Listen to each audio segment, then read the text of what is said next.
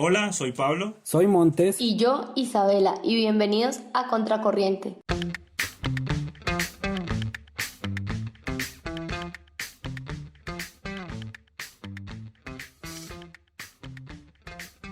Contracorriente es un podcast que aborda aquellas cuestiones más espinosas, cargadas de polémica y que suscitan largas conversaciones. Aquí discutiremos temas de política, actualidad, así como unas cosillas de historia y conocimiento general.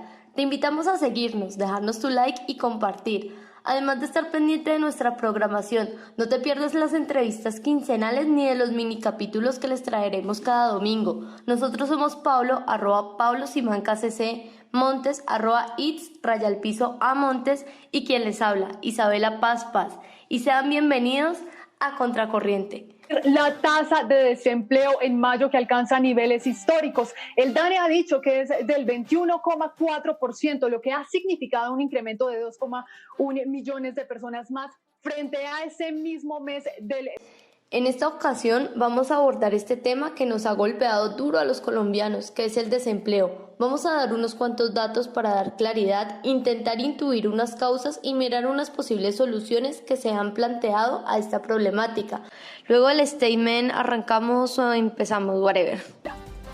Las más afectadas, Lorena, son Neiva, con un desempleo del 32,8%, Ibagué 31,7%, Armenia 30,4%, Popayán 29,7%. Bueno, Montes, cuéntanos, ¿qué ha pasado con aquellos mundos de la cultura popular y demás? Bueno, por ahorita está esa polémica que ha generado J.K. Rowling, la creadora del mundo mágico, o como se le conoce en el bajo mundo, Harry Potter, porque la doña pues salió a decir que para ella, digamos, o sea, que no se puede negar la existencia del sexo, porque eso invisibiliza pues ciertas dinámicas que han vivido las mujeres y tal. Entonces esto le generó una polémica con todo lo que es la comunidad trans, LGTBI y demás. Y la doña ha firmado una carta en la que muchos intelectuales de mayoría de izquierdas, socialdemócratas, lo que dicen es que ellos están en contra de la cultura de la cancelación. Por otro lado, escuchamos la semana pasada que Kanye West, o como diría el papu de papus, Nicolás Maduro, Kanye West se lanza a la presidencia. Bueno, pero yo creo que el sueño de ver a Kim Kardashian como, o sea, ese sueño que tiene la humanidad de ver a Kim Kardashian como primera dama se va a romper, porque resulta que Lord G resultó antivacunas. Entonces, no sé esto qué tanto imposibilitaría una carrera a la presidencia, o por lo menos realizable. Y por último, pues que la Rosy Rosalía le está enseñando español a Corny bueno, en fin, a Corny, y a Kylie Jenner les está enseñando español. Y pues por ahí han aparecido publicaciones de Chloe que la va a invitar a su súper exclusiva rumba. Entonces pues la Rosy como que ya se nos internacionalizó del todo. De verdad que son amigas. No, es que lo que has dicho tiene de largo como de ancho, o sea, eso da para otro debate, porque por ejemplo, con lo que estabas hablando de J.K. Rowling, o sea, ahí es todo un debate frente a la identidad de género, al sexo, que si realmente es por los cromosomas, los genes, qué tantos factores influyen para que se haya, digamos que hablado de un sexo, por ejemplo, masculino, femenino o intersexual, además de la cuestión de género, de orientación. Eso da para otro debate total, que deberíamos hacerlo. Sí, yo estaría encantado de hacerlo. Sí. Y en cuanto al tema, por ejemplo, de Kanye West, pues yo creo que eso fue lo que más me llamó la atención, porque es que ahora lo que están pegando son los outsiders, que son precisamente estas figuras de la cultura pop, pues que tienen una representación política y no solo como tipo activistas, por ejemplo Jane Fonda o René de Calle 13, sino que también están en puestos pues de toma de decisiones de alto perfil, y un ejemplo de ello es Rubén Blades, que fue ministro de Turismo y luego se lanzó como candidato presidencial en Panamá. Pero bueno, esto da para otro debate, varios puntos que has tocado, pero yo quisiera, como ya centrándonos en lo que nos compete, es que Pablo nos cuente cuál es el panorama con respecto al desempleo. Sí, de acuerdo, yo creo que es un tema bastante complejo, que la verdad requiere un rigor especial para poder abordarlo desde el punto de vista científico, social y todas las implicaciones que tiene las declaraciones de Rowling, que a mi parecer son un poco apresuradas y que no tienen en cuenta el rigor que podríamos darle nosotros a esa discusión, o por lo menos un poquito más. Tampoco es que seamos pues una lumbrera los que estamos acá. Pero bueno, sobre el tema del desempleo, yo siento que la situación está bastante compleja. O sea, para dar un breve contexto, de mayo del 2019 a mayo del 2020 se duplicó el desempleo. Pasamos del 10.5% del desempleo al 21.4%, lo que a día de hoy representa casi 5 millones de desempleados. Ahora bien, yo creo que estas son solo las ramas. Para ver el bosque, al menos en términos de cifras, creo que toca ver varias cosas. Primero, los inactivos, que son quienes no están buscando empleo. Estos pueden ser porque simplemente no lo quieren o no lo necesitan, o porque se han cansado ya de buscarlo, porque pues aquí en Colombia es muy duro conseguir trabajo, la verdad, y pues de buscar y buscar, pues no han llegado a nada, entonces dejan de buscar. En Colombia esos son 18 millones más, o sea, un número bastante considerable. De hecho, pocos países, digamos, que tengan una importancia en el orden mundial, no superan esta cifra. Y creería que son muchos más los segundos que los primeros, es decir, las personas que se han cansado de buscar empleo que los que simplemente han desestimado esa opción. Como un segundo punto, pues los empleados sin remuneración, es decir, las personas que trabajan pero que no reciben un peso a cambio por la contribución que hacen a la sociedad. Ya con eso súmele 613.000 personas más. Y bueno, tercero, informales, que son los que pueden estar pues embilletados, digamos, porque pues, hay gente que la informalidad le da muy bien, inversiones o bueno, yo que sé, cualquier tipo de negocio que pueda, digamos, tener una persona. Pero bueno, pues hay que ver que la mayoría de las personas, o por lo menos uno esperaría que la mayoría de las personas en informalidad no les vaya tan bien, porque pues, ¿cómo evaluarlo? Cualquiera que se vaya a un centro, a un semáforo, pues ahí ve el reflejo de la informalidad. Y pues también parte o una forma de verlo es el bajo nivel de ingresos que tenemos acá en Colombia. Dentro de los informales hay 7,5 millones de personas más. Ahora, entre todo esto se suman más de 30 millones de personas. De las casi 50 que hay en Colombia, la cosa está, la verdad, bastante compleja. Y bueno, ya estaba difícil, cabe decir, la mitad del desempleo que hay ahora ya lo había hace un año, así que tampoco se puede echarle toda la culpa al COVID, como pues algunos han hecho. Con todo esto que acabo de reseñar y teniendo en cuenta el disparo de los casos de COVID y el bajo nivel de ingresos, pues que tenemos en Colombia con respecto a otros países de la OCDE, hay que pensar de verdad muy bien cuál va a ser la salida real para esta situación. Y es que esos no son datos sacados de la manga y mucho menos pues la preocupación. Y muestra de ello fue el titular de los pobres en Colombia y su nula esperanza económica que sacó el periódico de New York Times, o sea, nada alentador. Y pues allá analizan el posible retroceso social como de 20 años que tendrá Colombia y cuestionan las medidas tomadas por el presidente Duque. Por ejemplo, una de ellas es el día sin IVA, pero yo le agregaría otras como las inconsistencias en ingreso solidario, las inconsistencias en la contratación de sobrecostos de 3.5 millones, que lo hablamos, digamos que el capítulo pasado.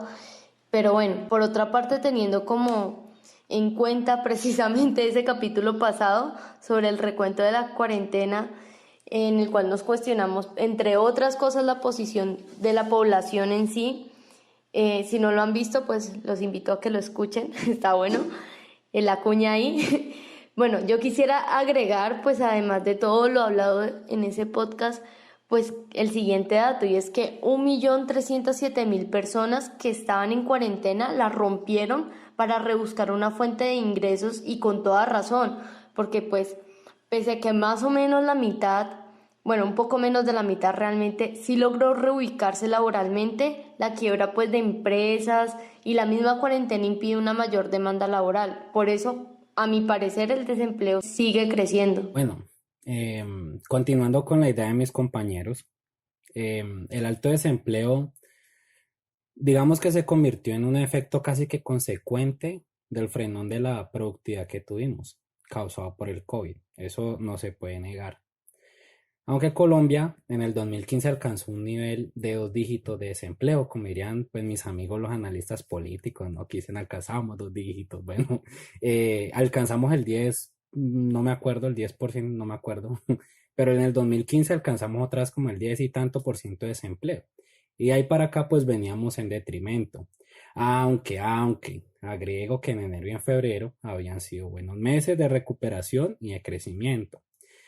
Voy a entrar a lo de los 18 millones que señala Pablo y quiero meter aquí una cuña a un autor que he leído y he estudiado en cierta medida que se llamaba Ludwig von Mises en la acción Y que humana amas, específicamente. ¿Cómo? y que amas con devoción y Y que amo locura. con... Claramente, el capítulo 20 de la acción humana, él describe... Sí, como mis amigos los marxistas, no mentira. Eh, Él describe esta situación de desempleo o el paro, como dicen mis paisanos los españoles, que se debe a dos razones. Una es el cataláctico, que viene del griego catalactein, vean, para que digan pues que aquí no aprende nada, que es que que un individuo renuncia de manera libre o premeditada a aceptar un trabajo porque no le parece el acuerdo, es decir, porque no cree que es suficiente el salario, porque no sé, o sea, porque no es el trabajo que él espera, sí es, o hasta por ocio, porque es un nini, bueno, ahí las razones son varias, pero esa es de manera voluntaria. Entonces esta persona permanece en el paro o en el desempleo tal. Y la otra es la institucional o involuntaria, que es a la que se refiere Pablo, que yo también considero que es nuestra situación, que es que esa sí ya se relaciona a una serie de instituciones con respecto a las legislaciones laborales, en las que la relación laboral entre el que busca trabajo y el que lo ofrece no se hace de manera libre, sino que, bueno, vamos a decirlo un poquito de forma decente, que está intervenida por el Estado. Entonces, pues yo sí soy creyente de que una regulación excesiva sobre el mercado laboral pues tiene repercusiones en desempleo y demás, o sea, los regímenes laborales y tal, listo. Lo de los 630.000 empleos, Pablo me hace, sin remunerar, Pablo me hace disculpar, pero me parece un discurso político, porque según mis consultas, la RAE define remuneración de muchas formas. Yo sé que te referís al tema de las amas de casa. Y bueno, la idea no es entrar en esta discusión tampoco, porque pues está el tema, digamos que el tema digamos, de reconocer este oficio de ama de casa como un trabajo no remunerado y tal, pues tiene unas repercusiones en pensiones, cesantía, bueno, los famosos derechos laborales. Y para eso yo considero que hay formas de arreglarlo. Pero yo considero que las amas de casa, o sea, no sé si sea un gremio laboral, pero bueno, hay unas relaciones complejísimas y distintas. Entonces, es como, me parece un poco injusto decir que trabajan de gratis. Creo que hay que entrar a revisar ese concepto de remuneración. Y aparte, pues no quiero sonar así como muy tajante, pero pues esas 630.000 personas, ¿quién las va a remunerar? ¿Cómo se deben remunerar? ¿Cómo se hacen esos cálculos? Digamos, para usted remunerar un trabajo, usted tiene que mirar el nivel de productividad. Bueno, en fin, hay un poco de realidades complejísimas. Y pues el tema de los salarios tiene una relación con, bueno, el nivel de ingreso del país tiene una relación con el nivel de productividad, que eso pues son cálculos ahí que hacen, pero el tal es que aquí en Colombia el trabajador produce $38.000 anuales, o sea, el nivel de productividad. Mientras que los Estados miembros de la OCDE, donde somos miembros, lo normal es que el promedio es que producen $100.000 anuales por empleado. Entonces, eso nos dice que es bajísimo en comparación a los países vecinos. Aunque esto es igual en las 5 mayores economías de la región, aquí en Hispanoamérica, ¿no? Según los datos de esta misma entidad de la OCDE, dicen que en las 5 economías más grandes de Hispanoamérica, la productividad disminuyó cerca de un 1.6% en el 2018. Entonces esto es una causa pues como que muy del común de los países de acá, a este lado del charco. Por el tema de la productividad, yo creo que eso Ajá, no es culpa de los trabajadores tampoco, pero allá iré a discutir algunas cositas de las que acabas de decir. Lo primero sobre... No, no, es que eso no es culpa de los trabajadores, o sea, Sí, sino por que hay que eso. mencionar que eso tiene una repercusión en el nivel de ingreso. Claro, sí, pero por eso mismo ellos no deben, al no ser culpa de ellos, llevar la carga de esas malas políticas, ¿ya? A eso me refiero. Entonces, bueno, sobre el tema de los inactivos, a lo que te refieres como catalácticos, en un estado ideal de cosas funcionaría tal y como tú lo describes. Eso es, digamos, el mundo de lo ideal. Pero resulta que en Colombia son pocas las fuentes de empleo y es mucha la gente que necesita empleo. Luego no hay unas condiciones de negociación, por decirlo así, entre el posible empleador y el posible empleado. Entonces eso genera unos retos, digamos, de política pública, que yo creo en las políticas públicas para poder, digamos, resolver esas distorsiones existentes. Ahora bien, en cuanto a la regulación laboral, yo la verdad no entiendo por qué, y no lo digo por vos, sino en general, incluso dentro de la llamada Academia Colombiana, por qué se defiende tan a capa y espada el tema de la desregulación laboral. Y es que, bueno, a explicar de pronto si alguien no se ubica en el tema de regulación laboral, son reformas que son tendientes a la no intervención estatal, ¿ya? En este caso, en asuntos laborales.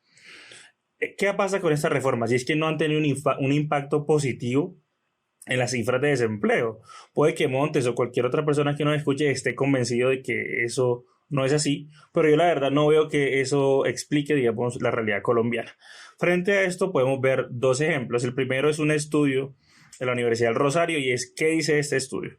Y es que el impacto de la reforma laboral del 2002, que pues ya venía, digamos, con anteriores reformas laborales producto de la Constitución del 91, que repito, avanzó en desregulación laboral, fue escaso o nulo en la generación de empleo. Además, que no hay una evidencia que asegure que la formalización esté relacionada con esta reforma y que en lo que sí tuvo impacto la reforma es que aumentó la carga laboral de los colombianos, es decir, trabajamos más para ganar menos y contar con menos derechos laborales. Y en esto último coincide también el estudio de José Gutiérrez publicado por la Universidad de Medellín. Entonces, me quería referir a esto en cuanto a la desregulación laboral y a la no intervención o las reformas tendientes a la no intervención estatal. En cuanto al trabajo no remunerado, yo creo que sigue siendo trabajo, tanto así que aporta lo que representaría hoy día el 20% del PIB nacional, lo que es súper considerable. Ahora bien, ¿a qué otro tipo de remuneración se refiere Montes? La verdad, yo no lo sé, pero lo que sí sé es que hay evidencia que refleja la existencia de una división sexual del trabajo relacionado al cuidado, lo que implica que en promedio la jornada laboral de las mujeres alcance las 13 horas diarias. Esto ante la deficitaria oferta, obviamente, de servicios del cuidado por parte tanto del sector público como del sector privado. Y ahí yo creo que ya te respondo en parte una de las preguntas que dejaste ahí en el aire. Y bueno, sobre este tema yo la verdad recomiendo consultar la producción académica y científica de Natalia Moreno, economista de la Universidad Nacional, que de verdad que es notable. Yo, bueno, tengo como 3 puntos a resaltar. Uno, son los datos de desempleo dados por el DANE. Y si bien dan cuenta de lo que dijo Pablo sobre el doble de la población desocupada, estos no tienen en cuenta los departamentos como Amazonas, Arauca, Casanare, Guainía, Guaviare, Putumayo, Vaupés, Bichá y San Andrés, lo cual son bastanticos. Entonces, en esa medida, lo más probable es que sean mucho mayor las cifras de desempleo. Lo segundo, y yo creo que no menos importante, era lo que se refería Montecito al tema de empleo sin remunerar, porque yo considero que no solo se debe tener en cuenta en ese aspecto a las amas de casa. Si bien muchos de los recién graduados trabajan y no obtienen una paga, sino que eso que hacen es laborar gratuitamente para poder obtener de una u otra forma experiencia, contactos, y estas situaciones se han dado incluso desde antes de la pandemia. Obviamente es decisión propia. Personalmente a mí me llegó a pasar y claro, no es un horario de 8 horas, pero en definitiva sí hay que dedicarle el tiempo y el esfuerzo como cualquier otro trabajo. En esa medida, pues yo creo que es importante hablarlo. ¿Por qué? Porque los millennials representan aproximadamente el 30% de la fuerza laboral, por lo menos a nivel local, y hablo del departamento del Valle del Cauca. Por otro lado, y yo creo que por lo menos desde mi parte cerrar, digamos, este primer momento, estoy convencida de que como se controle la pandemia, que pareciera que estamos próximos al pico, es la profundidad de la recesión a corto plazo, inicialmente, porque creo que sí hay muchos otros factores que inciden en que a largo plazo pues tenga ciertos efectos, ¿no? Y desde lo que he analizado considero que la recuperación va a ser muy lenta, pero no me adelanto porque pues esto suscita otros debates como las posibles soluciones, como la renta básica de emergencia, que eso ha sido un tema bien polémico, medidas económicas proteccionistas, entre otras, y en ese sentido yo creo que pues es muy difícil poder hablar de un libre mercado y tratar de ser competitivos si hay unas condiciones que realmente la gente no tiene por lo menos el sustento básico. Lo que se va a crecer es la brecha social y la pobreza multipropósito, que ese es otro concepto pues que va muy correlacionado al desempleo. Lo que podemos decir es que en el mes de mayo las cifras del mercado laboral ya están dando unas señales contundentes de las políticas de reactivación que ha definido el gobierno nacional. Ya no vemos a la manufactura y a la construcción liderando las pérdidas de ocupación. Bueno, chicos, ¿ustedes a quién o a quiénes le atribuyen esta problemática? Bueno, yo creo que gran parte de la responsabilidad es de quienes han administrado este país en los últimos 30 años. Ninguna de sus políticas ha tenido un impacto fuerte en la generación de empleo, ya vimos unos ejemplos. Es más, nunca ha sido una prioridad en ninguno de estos gobiernos, ni en la ordenación del gasto, ni en, digamos, por decirlo de alguna manera, como en los esfuerzos administrativos y financieros, pues, que puede hacer el Estado. En los 90 perdimos buena parte de la industria y de la mejor industria y el agro colombiano. Y, pues, ante la crisis de 1999, que esperemos que en medio de este contexto siga siendo la peor de la historia y no terminemos llegando a una aún peor, pues en esta crisis rescataron a los bancos y suerte con la gente, las familias, las pequeñas y medianas empresas en Colombia. Entonces yo creo que además de que empeñamos el aparato productivo nacional bajo la propuesta o la promesa más bien de conquistar los mercados internacionales, pues esto no fue así, ni con bienes de consumo, ni con materias primas, ni con nada. Y pues a esto hay que sumarle todo lo que se roban año a año. Por ejemplo, según la Contraloría serían 50 billones de pesos. Demasiada plata. Ahora, métale a la ecuación reformas tributarias que castigan tanto a las pequeñas y medianas empresas que hoy por hoy generan más del 80% del empleo en Colombia, como a la clase media y los sectores populares, que juntos son los que más ponen para la vaca estatal. Entonces, con todo esto que acabo de mencionar, solo puedo decir, somos lo mucho que somos hoy en día. O sea, Colombia tiene cosas muy positivas en, digamos, su población, su riqueza y demás, pero lo somos a pesar de esta clase política tradicional que sin importar cómo buscan cómo atornillarse en el poder.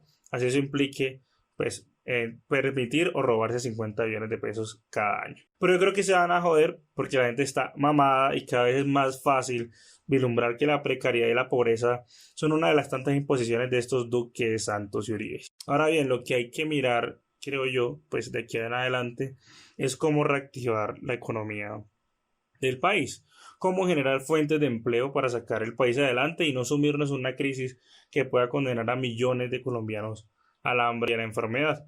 Yo creo que de ahí a que un plan de obras público pues no me parezca descabellado, menos ahora que la CEPAL advierte que es 140.000, o sea, 140.000 empresas en Colombia están en riesgo de quiebra.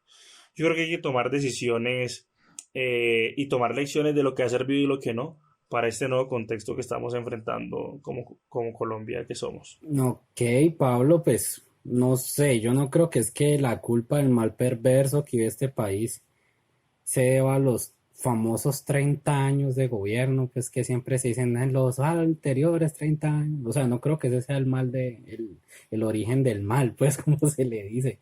Porque es que te recuerdo que Colombia no era el paraíso en la tierra antes de esos famosos 30 años. Entonces, bueno, el tema de la corrupción es correcto y las denuncias de la Contraloría, pues, ¿quién va a contradecir a la Contraloría? Pues, o sea, considero que es un ente transparente y las denuncias, pues, las entiendo y son válidas, sino que, pues, desde mi postura y más o menos las cuestiones que yo defiendo, yo creo que la corrupción viene del sector público y bueno, eso es un tema ahí, Claro. ese es un El tema sector ahí. privado es víctima de la corrupción. No, pero, ay, Pablo, no vamos a entrar. Pobrecitos, parce, No, pues no pobrecitos. pobrecitos, pero bueno, ay, ve, Pablo, no vamos a entrar en eso ahorita. Dale. Em, a ver, pues sí, o sea, esto es un problema de instituciones, claro, y pues, a ver, las empresas públicas, pues, privadas, perdón, también tienen una relación en esto, pero Andrés Caicedo Montes, considero que el origen de la corrupción es del sector público. Eso por un lado. También agregarte, Pablo, que es que nosotros somos lo que somos a pesar de nuestros políticos, o sea, en general, no mentiras, hay políticos muy buenos, así sean de otra orilla, considero que son, bueno, son personas decentes, no voy a decir nombres, pero bueno, eh, yo tengo un problema con estos rescates públicos, o sea, no sé, no voy a decir que es descabellado, pongámoslo que a corto plazo, Pablo, pero vos y yo sabemos en qué consiste, sinceramente, que hay cuestiones que de pronto aquí en el presente próximo no vamos a ver, pero a futuro eso sí tendrá digamos, un gasto público aumentado, eso tiene consecuencias a futuro. Quizás nosotros no las vamos a ver, pero sí los que vienen. Entonces, este tipo de aumento de gasto público que vienen préstamos al Estado por parte del Banco Central, no sé qué. Pablo, vos y yo sabemos, y Isabela también sabe, que esto tiene unas repercusiones inflacionarias. También tiene unas repercusiones en el nivel de inversión. Bueno, son temas como más de la técnica, bueno, en fin. Pero el tal es que nosotros hemos visto cómo Argentina tomó esta senda en algún momento y hoy día cómo están. Entonces, eso es un tema que a mí me preocupa. Ok, yo entiendo que te preocupe. Y también, o sea, estoy de acuerdo con que Colombia no era un paraíso en la tierra, pues, antes de los 90. Eso estamos de acuerdo.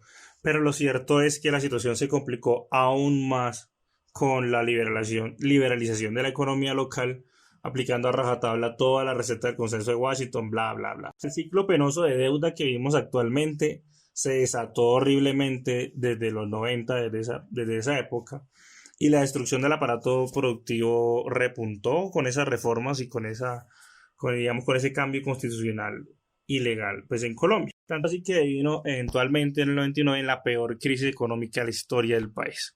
Pero listo, como dices vos, pues dejémoslo ahí, lo miramos después, pero yo creo que pues quería como aclarar ese punto. Ahora bien, frente al tema de la inversión, yo creo que ahora mismo hay más de 117 billones de pesos de los que no se sabe qué ha hecho el gobierno con ellos. O mentira, o sea, sí se sabe algo, y es que esa plata en la mitigación de la crisis sanitaria no se ha invertido.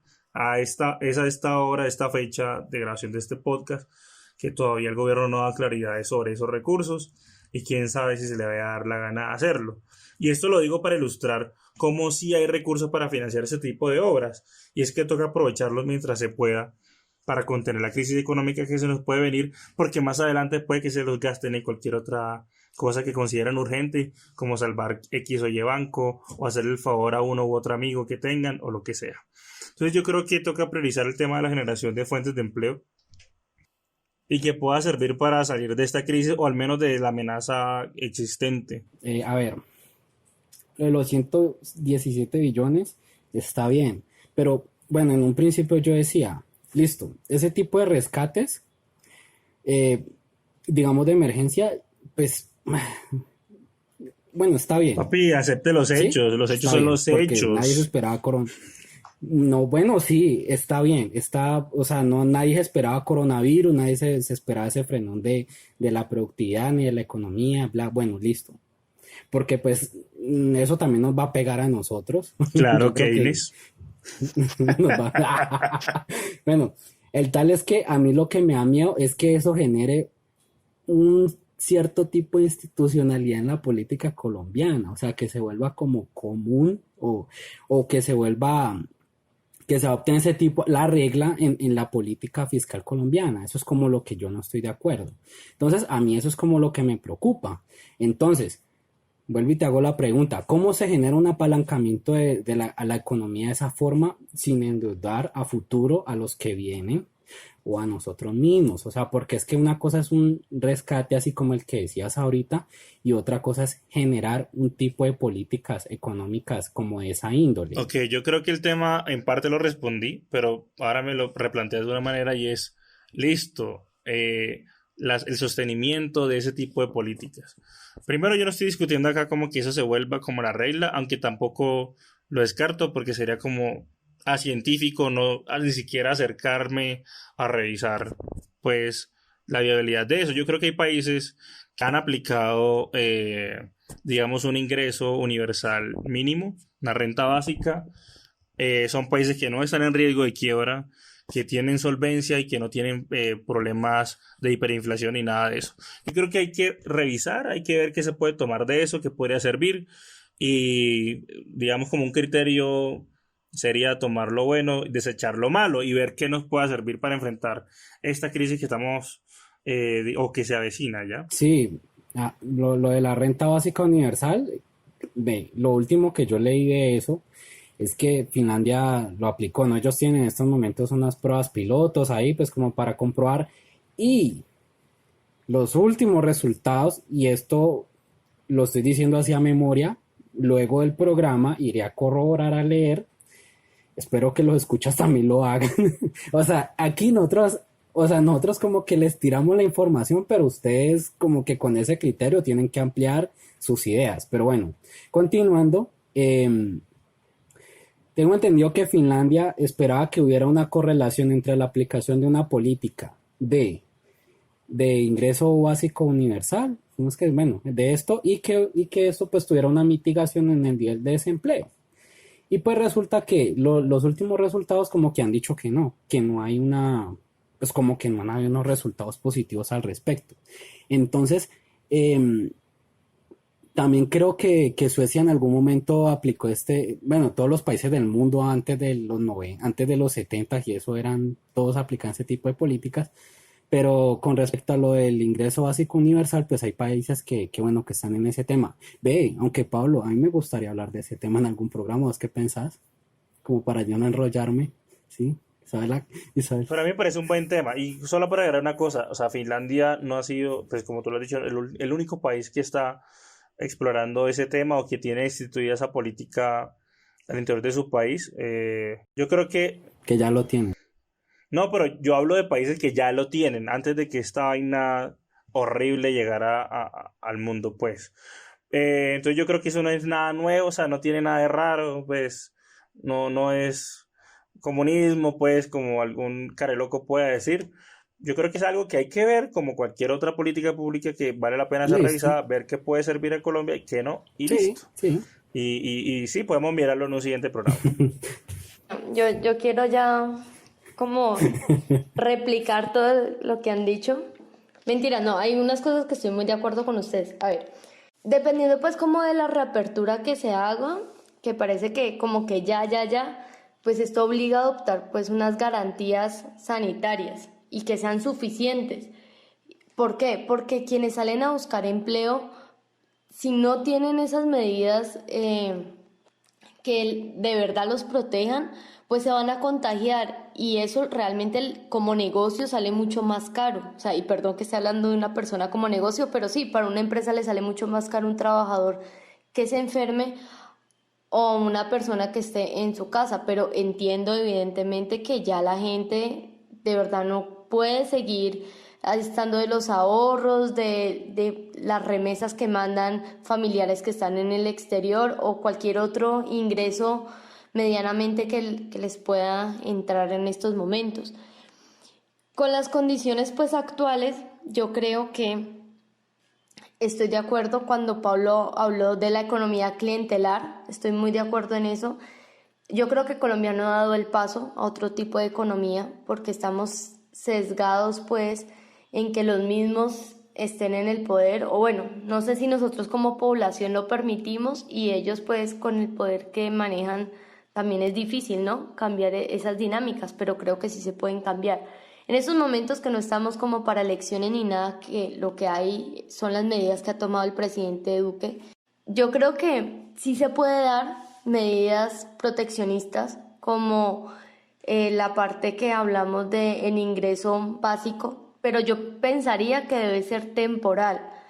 A ver, también estoy de acuerdo en cuanto a la parte que dice Pablo, en que pues todo el peso de esta economía clientelar y de lo que se roban, pues la tiene la clase media y popular, eso lo creo fielmente, pero yo creo que también hay una cultura del subsidio, o sea, y esa parte creo que al momento de poner, por ejemplo, un ingreso básico y que no sea temporal, pues eso va a crear aún más una dependencia de tener un subsidio, unas familias en acción y demás, y yo sé que pues que una cosa son las condiciones pues de una persona que no tenga cómo y que le cueste más trabajo conseguir un trabajo, más en esta situación, pero yo sí considero que entre más tengamos esa cultura o ese chip de garantías por todo, que si bien lo requieren en estos momentos, a largo plazo no sé qué tanto beneficio nos pueda traer como sociedad.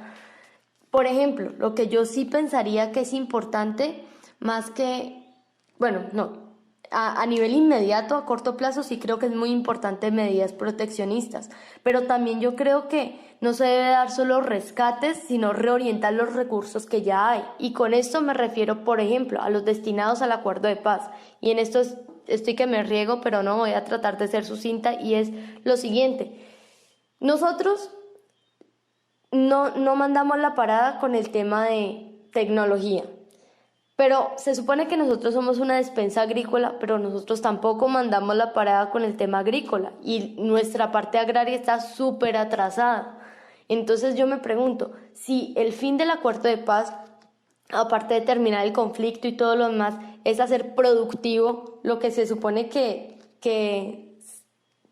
saca la cara por nosotros, que en última tampoco es que estemos bien, ¿por qué no meterle a esa parte? O sea, de verdad, ¿por qué no meterle a esa parte?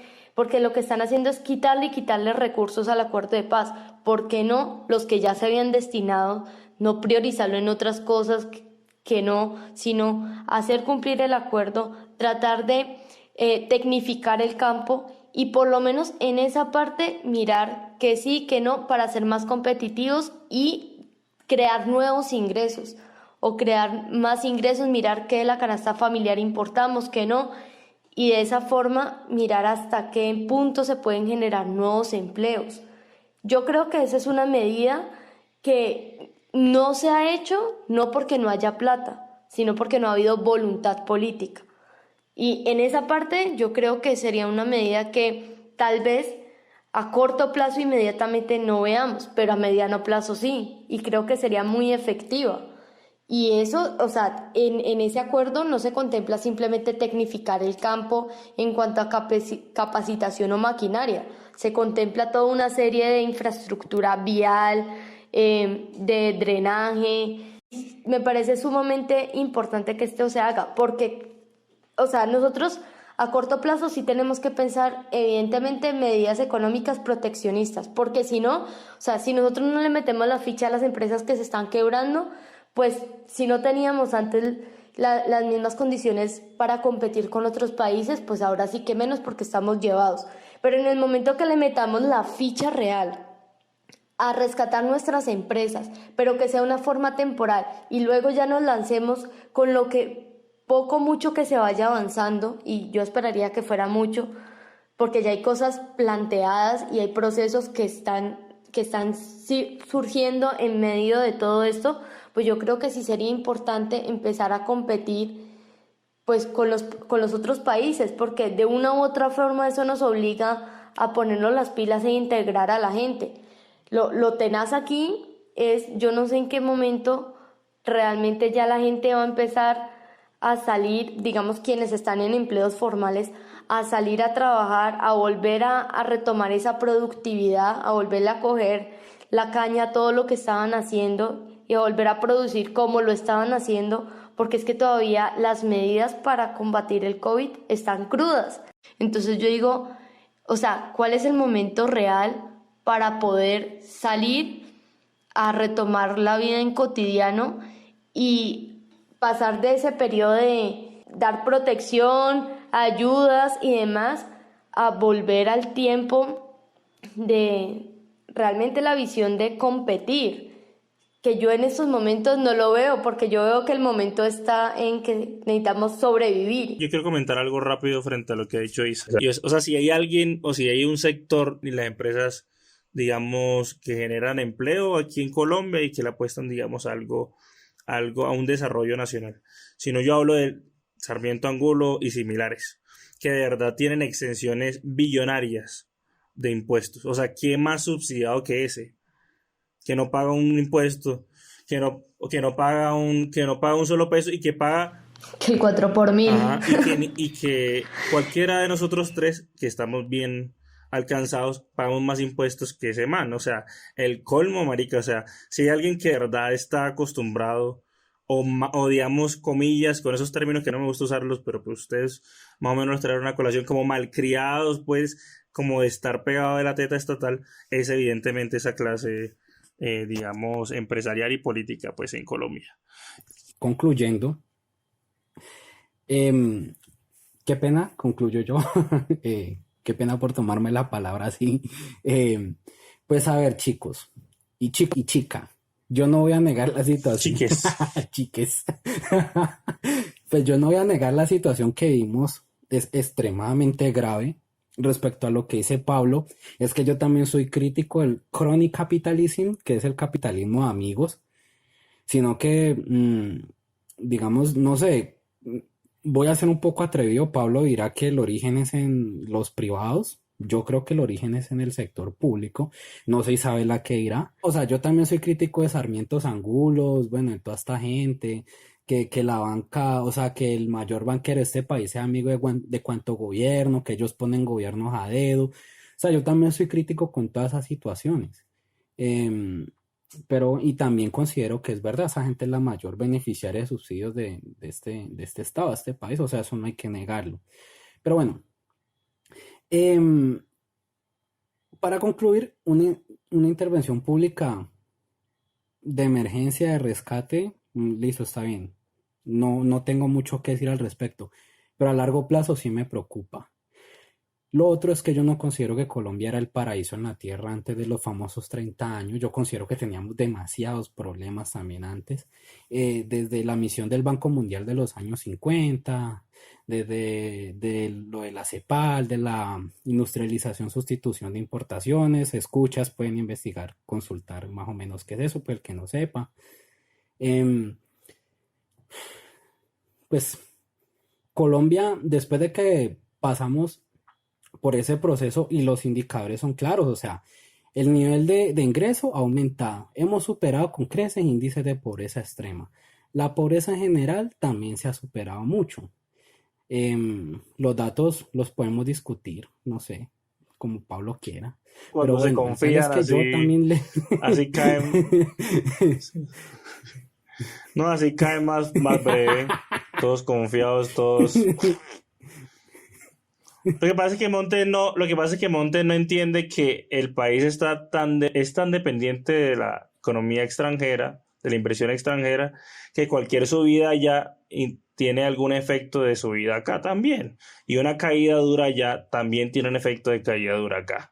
Entonces esos golpecitos de aire colaterales pues ayudan en esas cifras que vos mencionas. Pero en lo estructural el país, el aparato destructivo no deja de estar destruido, el agro no deja de estar en la miseria. Tío, dijiste el aparato destructivo, el aparato productivo. A ver, yo también le echo la culpa a Santos porque él también tuvo un escenario internacional favorable. Al Don le tocó el boom de las commodities. Audiencia, consulten qué fue el boom de las commodities, pues el que no sepa. Con esa tetramillonada de plata que le entró por medio del petróleo, se dedicó a hacer populismo, derroche el erario público. El Don gastaba aquí, gastaba allá, pero uno no vio, pues, digamos, políticas públicas dirigidas a lo que Pablo y yo estamos de acuerdo, que es a mejorar la productividad, la industrialización, tal. Listo. Por mi parte, yo diré que, bueno, yo también voy a ser parte de ese desempleo generalizado.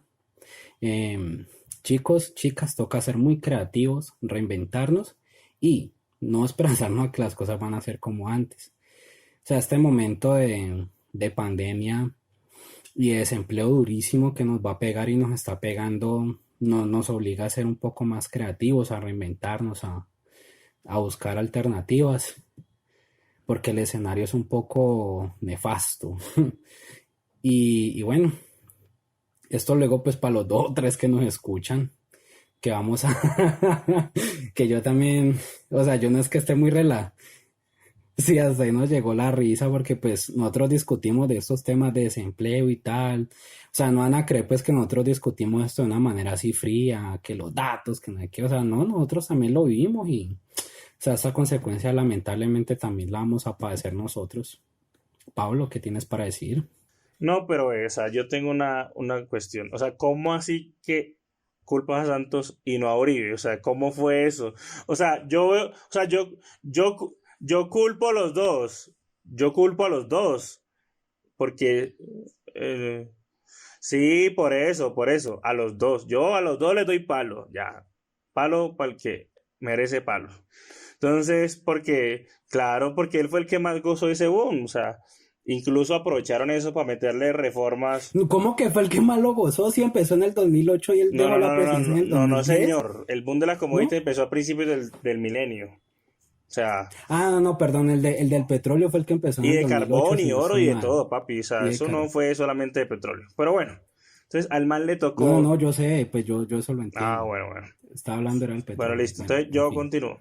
El tal es que toda esa figura alabada, incluso endiosada por algunos, incluso senadoras del Centro Democrático, existe hoy en día. El presidente Uribe. Claro, existe hoy en día es porque el man le tocó un boom ni el hijo de madre en esa época. Y pues si la gente, está el tema de la guerrilla, en esa época estaba bastante más complejo y tiene un peso más encima, pues la gente se queja menos y cualquier despistado termina apoyando a, pues, bueno, personas de esas características.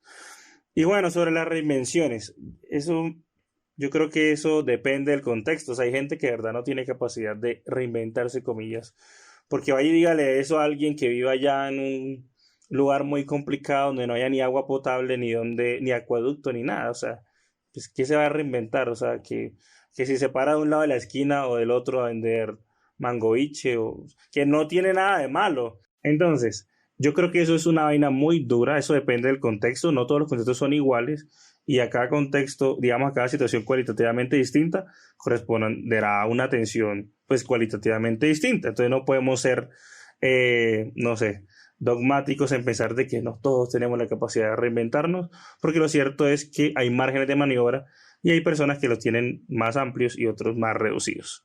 ¿Ya? Yo la verdad espero que pase lo que pase, esto se pueda resolver de la mejor manera, sobre todo en función de los intereses nacionales, porque pues es lo que más nos interesa como colombianos, y yo creo que esto depende de buena manera de la producción y el empleo nacional. Entonces yo creo que ahí está la respuesta. Y bueno, yo creo que no hay, además, pues no hay trabajadores como los colombianos, y eso pregúntele a cualquiera que le haya tocado trabajar en el exterior y sepa lo que es romperse el lomo en otro lado y que referencien a los trabajadores colombianos como, digamos, lo máximo en el mundo mundial. Y bueno, chicos, así terminamos con este tema del desempleo. ¿Alguna declaración, algo más que quede por decir, Pablo? No, pues nada, pues lo que falte por discutir, pero lo discutimos en otro programa, como renta básica, economía del cuidado, ya que Montes pues manifestó unos puntos ahí, o bueno, yo qué sé, cualquier cosa que surja y con la que estemos de acuerdo, pues todos acá. Vale, ¿y Montes? Pues a ver, yo en un principio no quería hablar de estos temas porque son complicados, porque tocan fibras, son muy sensibles. Uno en algún momento puede decir cosas que pueden sonar malsonantes, pero pues bueno, en fin, nosotros nos metimos a esto de vamos a tocar temas polémicos y hay que cumplir con la causa. Aquí se abrieron demasiadas discusiones y esperamos en algún momento darlas con mayor claridad y pues con más datos a la mano. Si te gustó este episodio, recuerda que desde nuestro castillo con Wi-Fi... Ey, espérate un momentico. Ve, yo te tengo una propuesta para eso. Una persona que vive en un castillo de esos, ¿qué sistema operativo creerías que tendría una corona? ¿Tendría Apple o Android? No, ¿en serio? Bueno, no sé. Instalar Spotify. No tengo ni idea, pero de seguro nos seguiría, nos dejaría su like y compartiría. Nos encuentras en Facebook e Instagram como Contracorriente Col y en Twitter como C Corriente Co, así como en plataformas podcast como Spotify, SoundCloud, Anchor, Breaker y un largo etcétera. Nosotros somos Pablo, @PabloSimancacc, Montes, @its_A Montes y quien les habla, @Isabela Paz Paz. Y esto fue Contracorriente. Nos vemos en una próxima para llevarles la contraria a todo, como buenos millennials que somos.